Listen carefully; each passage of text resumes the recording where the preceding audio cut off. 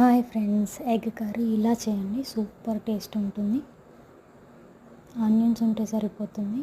First గిన్నె తీసుకొని దాంట్లో ఆయిల్ పోసి వేడి చేసుకోండి. దాంట్లోనే జీలకర్ర, బిర్యానీ ఆకు, బండ పువ్వు, 1 వరకు ఎల్లిగడ్డను దంచి వేసుకోండి. ఇది మంచిగా ఫ్రై కావాలి.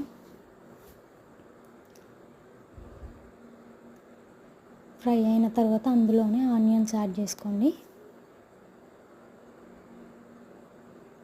ఒకసారి బాగా మిక్స్ చేసుకొని మూత పెట్టి మగ్గనివ్వండి.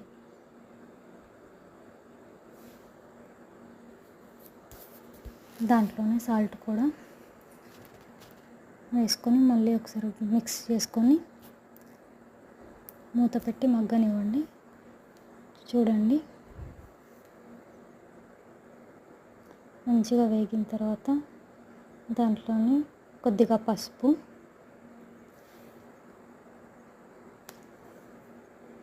ఒకసారి కలుపుకొని మగ్గనివ్వండి ఒక 5 మినిట్స్ వరకు. చూడండి, బాగా మగ్గిపోయాయి. ఇప్పుడు దీంట్లో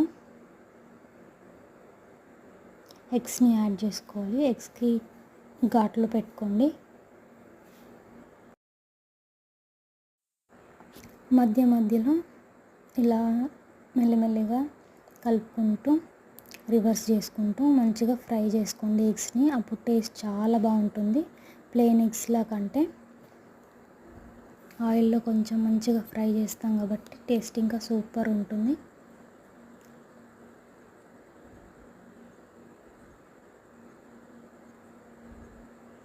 మెల్లిమెల్లిగా కలుపుకుంటూ రోస్ట్ చేసుకోండి.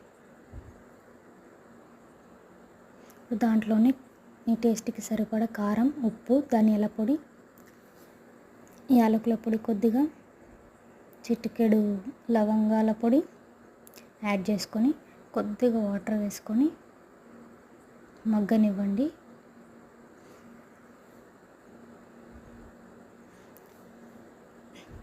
మూత తీసిన తర్వాత ఇవి ఆయిల్ పైకి తేలేంత వరకు మనం వేసిన వాటర్ కొంచెం ఇనికిపోయి కారం ఉప్పు అన్నీ మంచి ఎగ్స్కి పట్టే విధంగా లో ఫ్లేమ్లో పెట్టి మగ్గనివ్వండి. చూడండి, రెడీ అయిపోయింది. అంతే, సింపుల్.